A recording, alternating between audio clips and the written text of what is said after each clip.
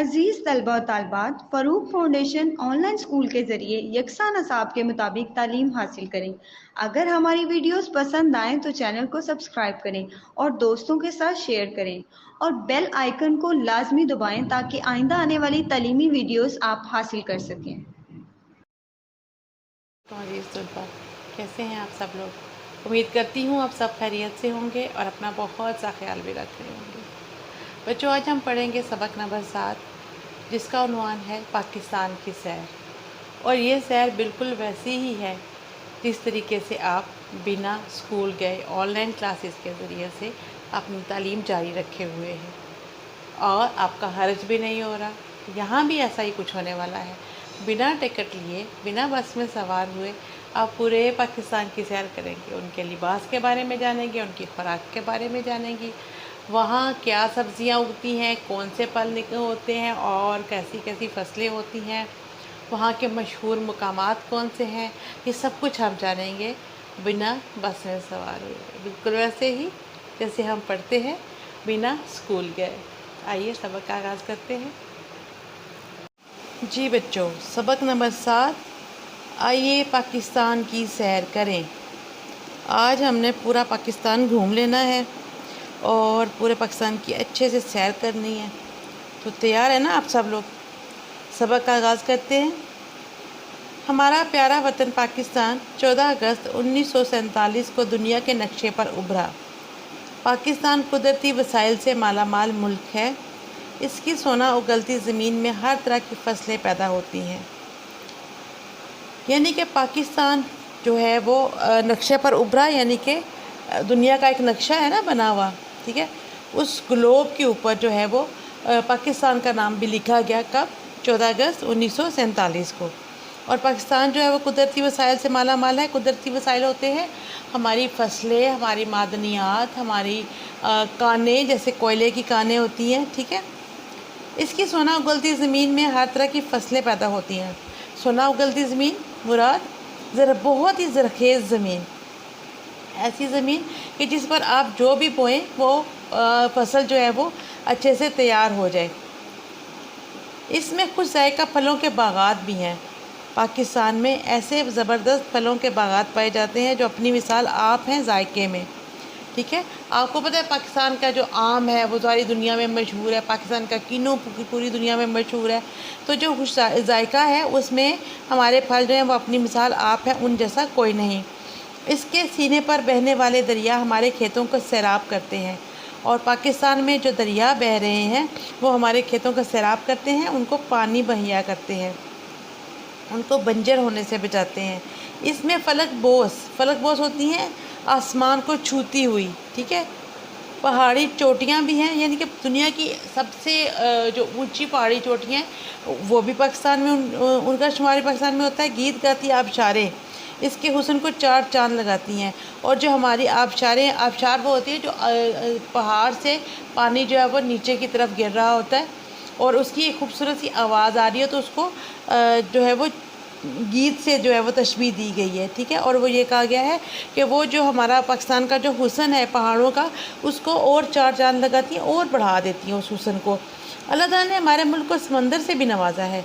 हर मुल्क में तो समंदर नहीं होता ना, लेकिन पाकिस्तान में समंदर भी है। पाकिस्तान की सरजमीन 4 सूबों पर मुश्तमिल है और हमारे पाकिस्तान में 4 सूबे हैं। इन सूबों में पंजाब, सिंध, खैबर पख्तूनख्वा और बलूचिस्तान शामिल है। ये हमारे सूबों के नाम हैं।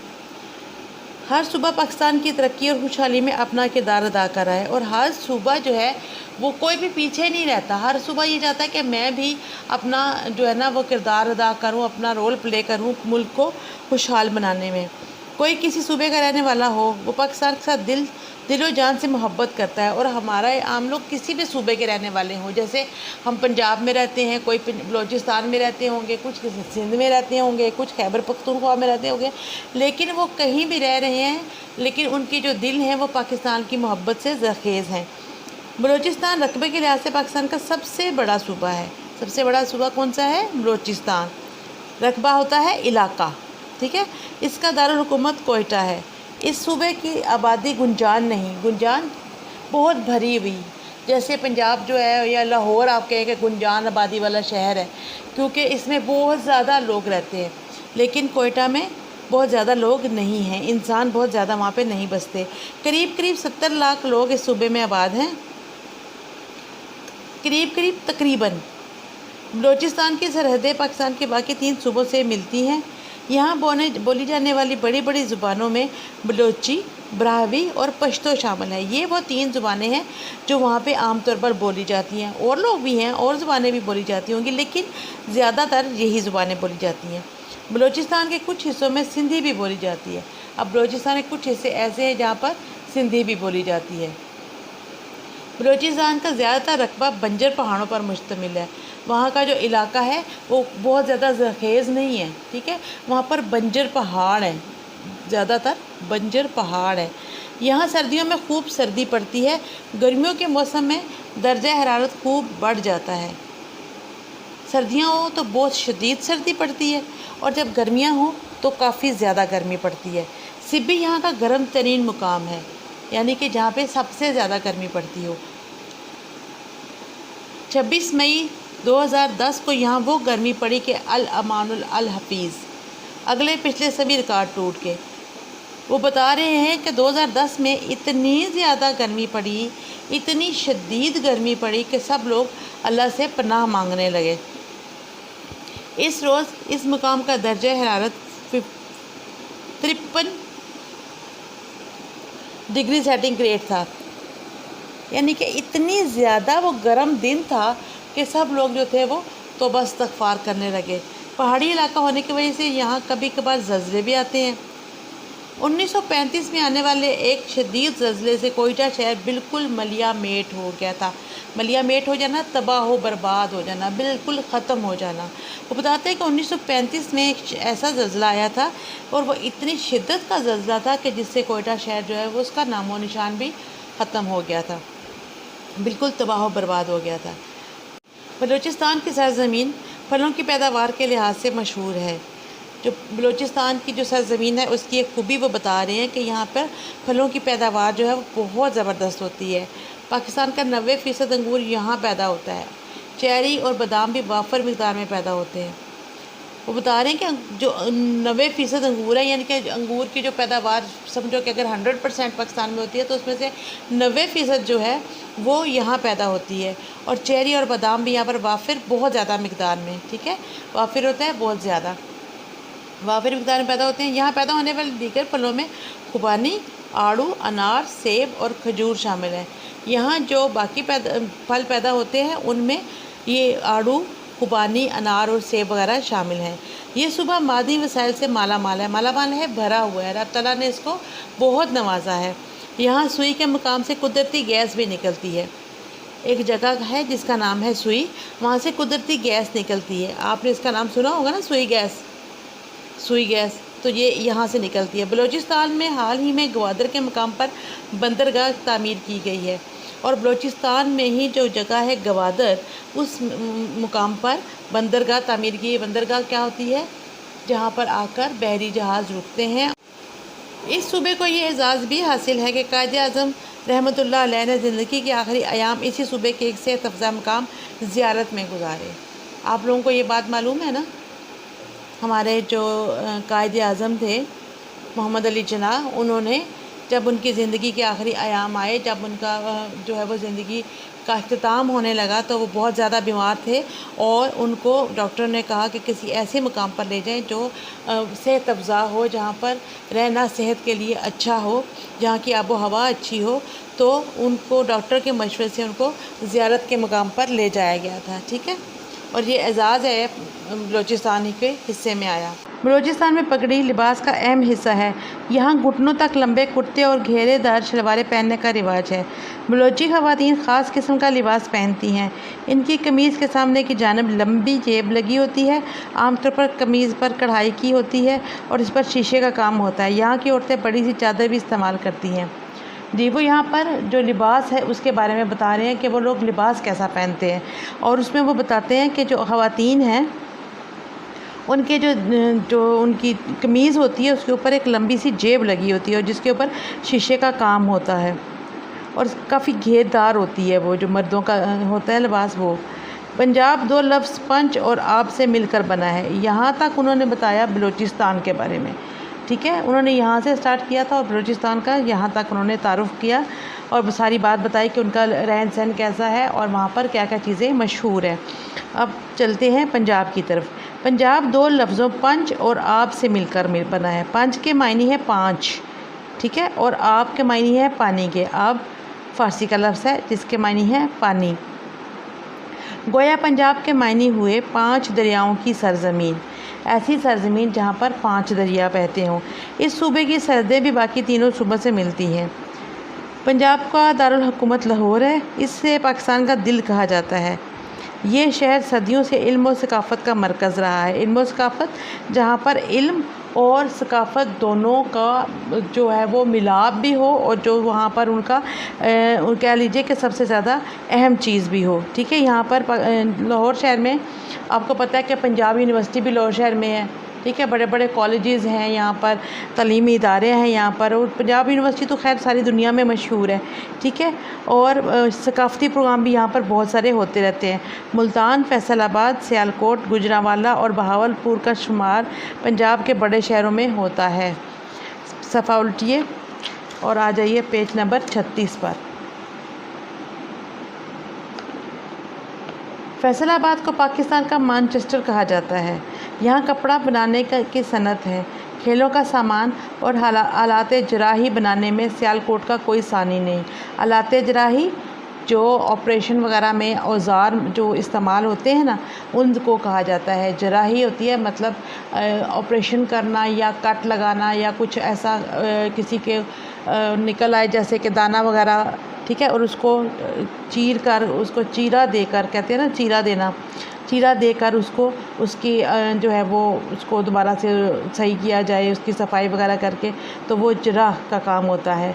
और जो औज़ार जो हैं वो अस्पताल में इस्तेमाल होते हैं उन्हें आलात जराही कहा जाता है। और सानी नहीं है, इस जैसा और कोई नहीं है, ठीक है। अव्वल होता है ना, अव्वल सानी, अव्वल होता है सबसे पहले और सानी जिसका कोई मिसाल हो, तो उसकी कोई सियालकोट की कोई मिसाल नहीं है।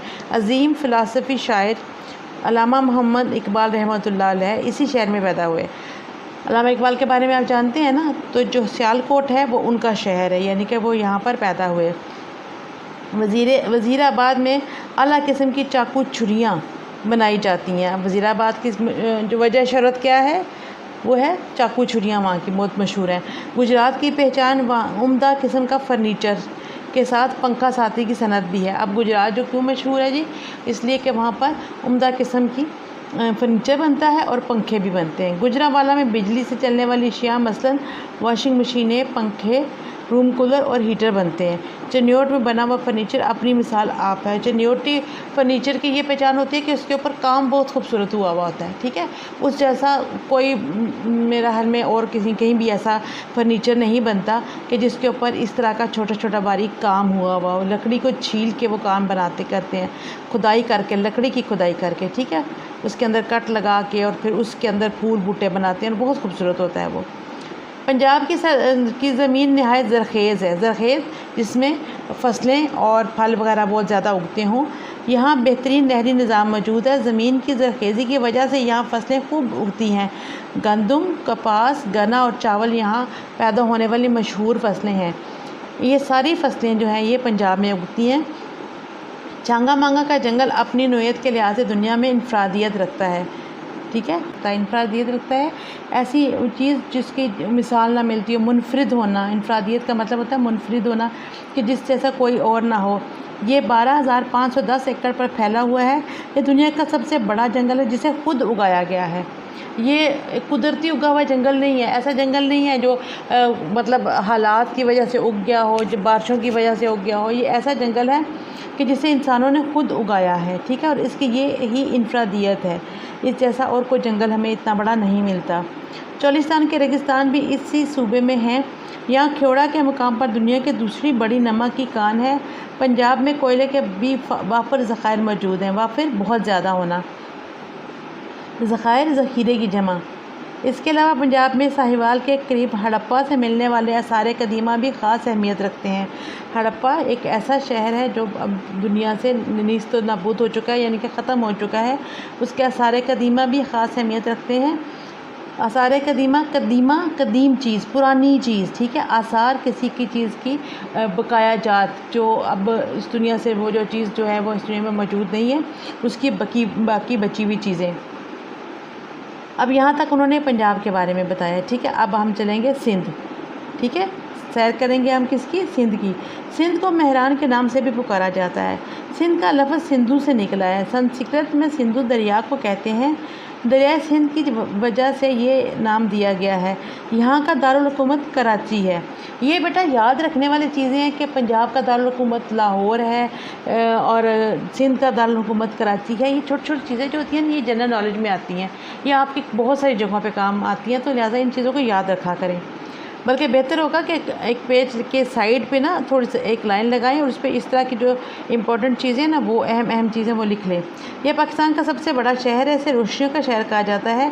पाकिस्तान की सबसे पहली बंदरगाह भी कराची में है। अब देखें कितनी छोटी छोटी चीज़ें इसमें अहम आ रही हैं, ठीक है। पाकिस्तान का सबसे बड़ा शहर कौन सा है अगर पूछा जाता है तो वो कौन सा है? वो कराची है। सिंध का दारुल हुकूमत क्या है, कौन है? तो वो कराची है, ठीक है। रोशनियों का शहर किसको कहा जाता है? तो वो कराची है। और सबसे पहली बंदरगाह कहाँ है पाकिस्तान की? तो वो भी कराची है। बानी पाकिस्तान कायद-ए-आज़म मोहम्मद अली जिन्ना का ताल्लुक़ भी कराची से था और इनका मज़ार भी कराची में है। देखें कितनी बातें हैं जो कराची से जुड़ी हुई हैं, ठीक है। ये सारी छोटी छोटी बातें जो ना ये आप लोग साइड पे अपनी डायरी में लिखा करें। मोहम्मद बिन कासिम ने 712 में राजा दाहिर को शिकस्त दी और सिंध को फ़तह किया। मोहम्मद बिन कासिम के हुस्न सलूक से मुतासर होकर गैर मुस्लिमों की कसीर तादाद हल्का बगोश इस्लाम होगी। उन्होंने इस्लाम कबूल कर लिया, इस्लाम के दायरे में शामिल हो गई, ठीक है। हल्का होता है ना दायरा, ठीक है, और इस्लाम के दायरे में आ गई वो। ताहम अब भी सिंध में हिंदू कौम खासी बड़ी तादाद में मौजूद है। सिंध की आबादी का 7.5% हिंदू आबादी पर मुश्तमिल है। सिंध में बोली जाने वाली बड़ी ज़ुबान सिंधी है। वादी सिंध की तहज़ीब नहायत कदीम है, बहुत पुरानी है।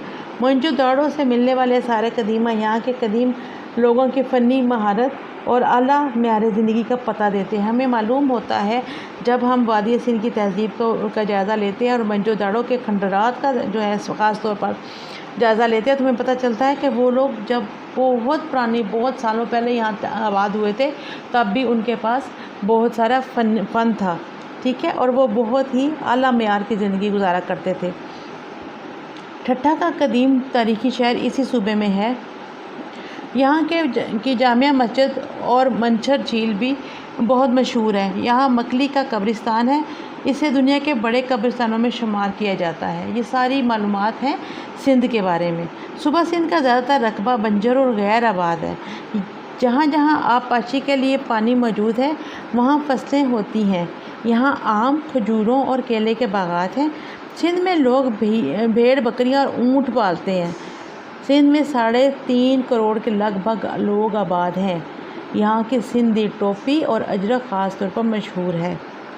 अजरक तो आप लोगों ने देखी होगी ना, वो चद्दर सी होती है जिसके ऊपर डिज़ाइनिंग हुई हुई होती है। तो पहले ज़माने में तो वो सिर्फ 2 रंगों पर ही थी, अब तो वो ब्लू के साथ मतलब नीले रंग के साथ रेड की भी होती है और डिफरेंट कलर्स के साथ ये बनाई जाती है। और ये जो है ये सिंध वालों की पहचान है। सिंध के मशहूर शहरों में हैदराबाद, सक्कर, नवाबशाह, मीरपुर ख़ास और लाड़काना शामिल हैं। ये सारे शहर जो हैं ये सिंध के मशहूर तरीन हैं, ठीक है। अब हमारे 3 सूबे मुकम्मल हुए और हम चलेंगे खैबर पख्तूनख्वा की सैर करने। खैबर पख्तूनख्वा का पुराना नाम शुमाल मगरबी सरहदी सूबा था। इसका सूबाई दारुल हुकूमत पेशावर है। मर्दान, डेरा इस्माइल ख़ान, एबटाबाद, हरीपुर और बन्नू इस सूबे के मशहूर शहर हैं। यहाँ तर ज़्यादातर लोग पश्तो ज़ुबान बोलते हैं। खैबर पख्तूनख्वा के मशहूर हिस्सों हज़ारा डिवीज़न ख़ास तौर पर एबटाबाद, मानसारा और हरीपुर में हिंदको बोली जाती है। ये ज़ुबान है हिंदको, ठीक है। जैसे पंजाबी है ना, इस तरह एक ज़ुबान है हिंदको। आपने दर्रा खैबर का नाम तो सुना होगा, ये भी इसी सूबे में शामिल है। दर्रा खैबर की तो तस्वीर भी यहाँ पर उन्होंने दी हुई है, देखी ना आपने।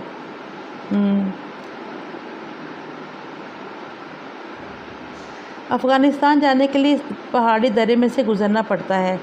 इसकी लंबाई 53 किलोमीटर है। ये सुबह अपनी कुदरती नज़ारों की फरावानी की वजह से मशहूर है। यहाँ पे कुदरती नज़ारे बहुत सारे लोग जो हैं वो सियाहत के लिए यहाँ जाते हैं। सियाहों का पसंदीदा मकामात है यहाँ पे, ये जो एबटाबाद वगैरह है ना, यहाँ पे लोग घूमने फिरने जाते हैं। और फरावानी है, ज़्यादती है, बहुत ज़्यादा मिक़दार में यहाँ पर पाए जाते हैं। सवात और कागान की वादियों का फितरी हुस्न देखकर इंसान हैरान रह जाता है। अगर आप सवात जाएं और आप कागान, नारान वगैरह जाएं तो आप वहाँ की जो वादियों का हुस्न है, ये नीचे उसकी तस्वीर भी दी हुई है उन्होंने। देखें कितने खूबसूरत पहाड़ और फिर वो सब्ज़े से भरी हुई वादियाँ हैं। यहाँ झील सैफुल मलूक इस कदर हसीन और दिलकश है, हसीन, खूबसूरत और दिलकश, दिल को छू लेने वाली कि इंसान इसके मनाज़िर में खो कर रह जाता है। दुनिया भर से आने वाले सियाह इलाकों की सैर करते हैं। सवात की वादी इस कदर हसीन और जमील है कि इसे पाकिस्तान का स्विट्ज़रलैंड भी कहा जाता है। आगे सफ़ा जो है ना वो पलट लीजिए और हमारे पास आता है सफ़ा नंबर 38। सुबह खैबर पख्तूनख्वा के लोग अपनी मेहमान नवाजी और जफाकशी की वजह से शोहरत रखते हैं। यहाँ गंदम, मकई, तंबाकू के अलावा मुख्तलिफ फल भी पैदा होते हैं। जी, आपने सारे पाकिस्तान की सैर कर ली ना? मज़ा आया? बहुत सारी चीज़ें नहीं जानने को मिली होंगी, है ना? बहुत सारी मालूमात में आपकी इजाफ़ा हुआ होगा। जी, अब चलते हैं इसकी मश्क की तरफ। यहाँ पे इन्होंने काफ़ी सारे सवाल दिए हैं, काउंट करें, गिनते हैं। 1 2 3 4 5 6 7 8 9 10 और 11 सवाल। एक सवाल और दे देते ना, पूरे दर्जन सवाल हो जाते। यह है जी, सोना उगलती ज़मीन से क्या मुराद है? सोना उगलती ज़मीन से मुराद है ऐसी ज़मीन कि जो बहुत ज़्यादा ज़रख़ेज़ हो, ठीक है, जहाँ बहुत सारी फसलें उगती हों। पाकिस्तान का कौन सा सूबा रकबे के लिहाज से सबसे बड़ा है? अब आ गया आपके यादाश्त का इम्तहान और आपने क्या सीखा इस सबक से, इसका इम्तहान शुरू हो गया। ठीक है, चलें जी, अपनी ये जो कहानी है इसके सफ़े उल्टिए और वहाँ जाइए जहाँ आपको ये पता चले कि पाकिस्तान का कौन सा सूबा रकबे के लिहाज से सबसे बड़ा है। रकबे के लिहाज से बलूचिस्तान सबसे बड़ा है। ठीक है, इसको बेशक आप यहाँ पे पेंसिल है ना हाथ में, चले पेंसिल से अंडरलाइन कर लें, बाद में कॉपी पे लिखिएगा। ठीक है, और ये सवाल नंबर 2 है, तो यहाँ हम छोटा सा 2 लिख के इसको यूँ सर्कल भी कर सकते हैं ताकि हमें याद रहे। ठीक है, आगे जी, सुई गैस को ये नाम क्यों दिया गया? क्यों दिया गया ये नाम, बताएं मुझे। ये जो है ना, ये सुई के मुकाम से निकलती है। ये देखें, इसको अंडरलाइन करें, ये सुई के मुकाम से निकलती है। यहाँ पे छोटा सा 3 लिख के यूँ अपने यादाश्त के लिए। ठीक है, ये सुई के मुकाम से निकलती है, इसलिए इसको सुई गैस का नाम दिया गया है। पाकिस्तान में बंदरगाहें कहाँ कहाँ वाक़ हैं? हाँ जी, ये भी सवाल था। गवादर में, ठीक है, और बताएं, जल्दी से बताएं। सिंध में थी,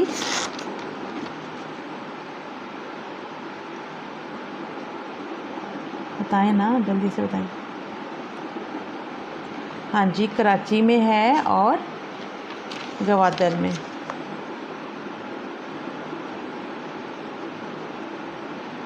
पंजाब किन 2 लफ्ज़ों का मरकब है? अगला सवाल हमारा ये है। अब पंजाब वाले एरिया में आ जाइए। यहाँ पे पंजाब 2 लफ्ज़ों पंज और आप से मिलकर बना है। ठीक है, ये इसको अंडरलाइन करें।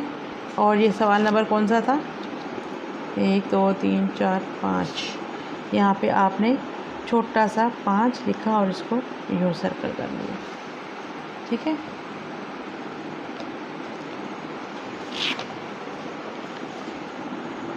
छांगा मांगा के जंगल की क्या इनफरादियत है? कौन बताएगा? ये तो सबसे मुनफरद बात थी ना, ये तो आपको याद ही होगी। छांगा मांगा के जंगलात की इनफरादियत ये थी कि ये दुनिया का एक ऐसा सबसे बड़ा जंगल है जिसे खुद उगाया गया है। ठीक है, ये इसकी इनफरादियत है। इसको भी अंडरलाइन करें और इसको भी आप नंबर दे दें। सवाल नंबर जो है इसका जवाब नंबर। क्योड़ा की शोहरत किस वजह से है? क्योड़ा की शोहरत जो है वो नमक की कानों की वजह से है। ठीक है, ये हो गया। सिंधु किस ज़ुबान का लफ्ज़ है और उसके क्या मायने हैं? सिंधु, सिंध कहाँ पे है भाई? ये सिंध का लफ्ज़ सिंधु से निकला है। संस्कृत में सिंधु दरिया को कहते हैं, संस्कृत ज़ुबान का लफ्ज़ है। सवाल इनका ये है कि सिंधु किस ज़ुबान का लफ्ज़ है, उसके क्या मायने हैं? सिंधु संस्कृत ज़ुबान का लफ्ज़ है और इसके मायने हैं दरिया के। ठीक है, इसके मायने दरिया के हैं। झील सैफ अल मलूक किस सूबे में वाक़या है? हाँ जी, कौन बताएगा?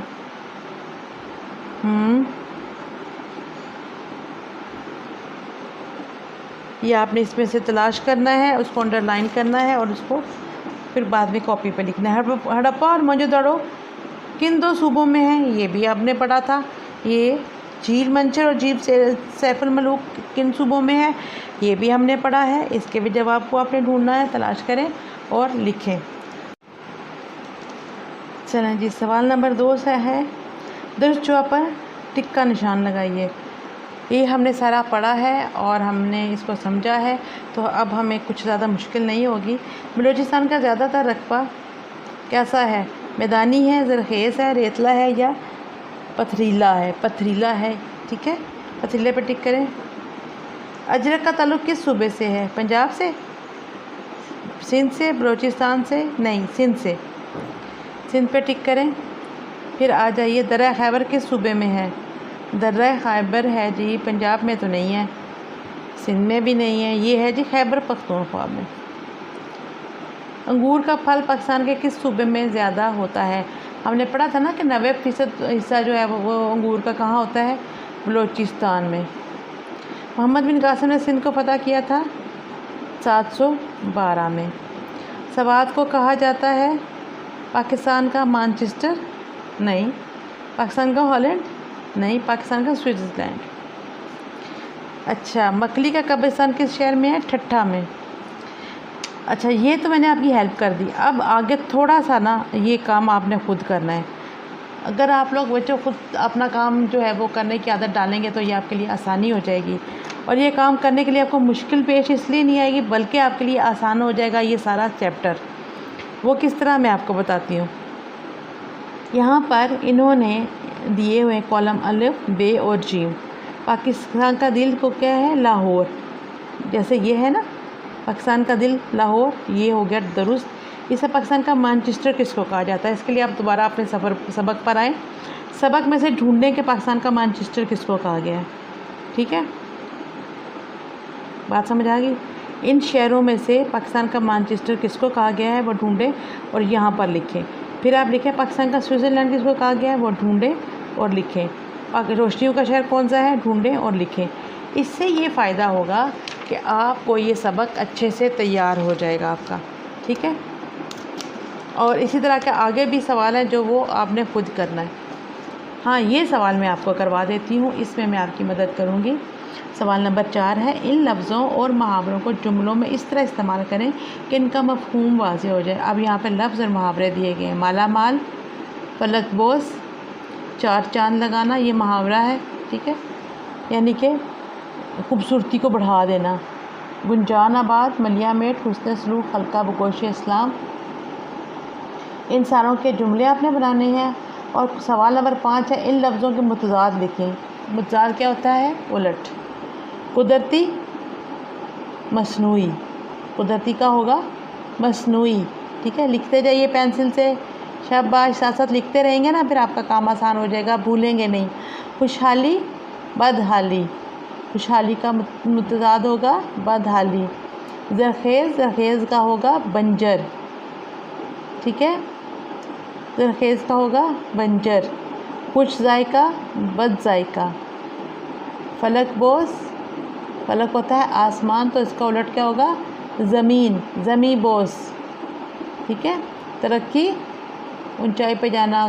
ठीक है, तरक्की की मनाज़िल तय करना। फिर इसका उलट क्या होगा? तनज़्ज़ली, तनज़्ज़ली ऐसे लिखेंगे हम, ते नून जे लाम छोटी है, तनज़्ज़ली। ठीक है। अच्छा जी, फिर आगे एक सवाल ऐसा आ गया है कि जो आपने ख़ुद करना है। ये थोड़े से ना क्रिएटिव किस्म के सवाल हैं। अगर मैं हर सवाल का जवाब आपको ख़ुद लिखवाती जाऊंगी ना बेटा, तो फिर आप थोड़े से सहल पसंद हो जाएंगे, जो आपके लिए सही नहीं है। यहाँ पे है जी, दिए गए जुमलों में से गलत जुमले अलग करें और उन्हें दुरुस्त करके अपनी कॉपी पर लिखें। सवाल के जो टोन है वो मैं आपको समझा देती हूँ। बलूचिस्तान का दारुल हुकूमत पेशावर है, क्या ये दुरुस्त है? इसके लिए आप वापस अपने चैप्टर में जाएंगे, सबक में से ये ढूंढें कि ये कहाँ लिखा हुआ है और क्या लिखा हुआ है, कौन सा शहर लिखा हुआ है। अगर तो ये दुरुस्त है तो इसको टिक करेंगे, और अगर ये गलत है तो इसको दुरुस्त करके अपनी कॉपी पे लिखें। सिब्बी पाकिस्तान का सबसे गर्म शहर है, ये भी दुरुस्त करें। ठीक है, अगर दुरुस्त है तो लिखें। मतलब ये आपके ऊपर है, आपने पढ़ना है, थोड़ी सी मेहनत करनी है और इस सवाल का जवाब अपने अपनी कॉपी पर लिखना है और खूबसूरत करके लिखना है। वही तरीका कि ये जो लाइन उन्होंने दी है इसको अपने मार्कर पॉइंटर से लिखना है और फिर आपने पेन से इसका दुरुस्त और गलत जो है जवाब है वो लिखना है। अब इसके नीचे आपके पास सवाल नंबर 7 आता है। कॉलम अलफ और कॉलम बे में दिए गए जुमले देखिए, ये भी गलत हैं और इनको भी दुरुस्त किया गया है। ठीक है, आपके आने से महफिल को 8 चांद लग गए। 8 चांद नहीं लगते बेटा, 4 चांद लगते हैं। 1965 की जामे पाकिस्तान ने भारत की दाढ़ें खट्टी कर दी। इसमें मुहावरे इस्तेमाल हुए हुए, दांत खट्टे करते हैं, दाढ़ें नहीं खट्टी करते किसी की। ठीक है, उसकी बातों ने मेरे ज़ख्मों के ऊपर नमक छिड़क दिया। ज़ख्मों पर नमक छिड़क दिया, ज़ख्मों के ऊपर नमक नहीं छिड़का, ज़ख्मों पर नमक छिड़का है। वो अपने बाप की मौत पर 10-10 आंसू रोया, नहीं वो 8-8 आंसू रोया। ठीक है, ये सवाल भी आपने करना है। वाहिद की जमा और जमा के वाहिद करें। मुल्क, ममालिक, बागात, बाग, मनाजिर, मंजर, अयाम, यौम, वतन, औतान, मुकाम, मुकामात। और इसका तरीक़ाकार वही होगा, आपने इसके कॉलम ड्रा करने हैं, वाहिद जमा, जमा के वाहिद। फिर अराब आ गया, वतन, वतन, वतन, संस्कृत, मयार, सन्नत, मिसाल, लिबास। ठीक है, जैसे मैं बोल रही हूँ ऐसे ज़ेर ज़बर लगाने हैं आपके ऊपर, इसके ऊपर। ठीक है जी, मश्क हमारी कंप्लीट हो गई, सबक हमारा मुकम्मल हो गया, सैर हमने पाकिस्तान की खुद कर ली। अब दिल तो मेरा चाह रहा है आपको ना पाकिस्तान की सैर के ऊपर ना एक मजमून लिखने का दे दूँ, लेकिन आपकी मश्क के ऊपर काफ़ी सारे सवाल जवाब हैं और आप उसी को खुशखत करके लिखिए अभी फ़िलहाल के लिए, और यही काफ़ी है आज का काम आपके लिए। कैसा लगा आज का सबक आपको? उम्मीद करती हूँ बहुत दिलचस्प लगा होगा। सबक था ही इतना अच्छा, हमने घर बैठे पूरा पाकिस्तान घूम लिया। अब इस सवाल जवाब के सिलसिले को पूरी मेहनत के साथ कीजिएगा, मार्कर से लिखें सवाल को, फिर उसके बाद पेन से इसका जवाब लिखिए और हाशिया लगाना बिल्कुल नहीं भूलना।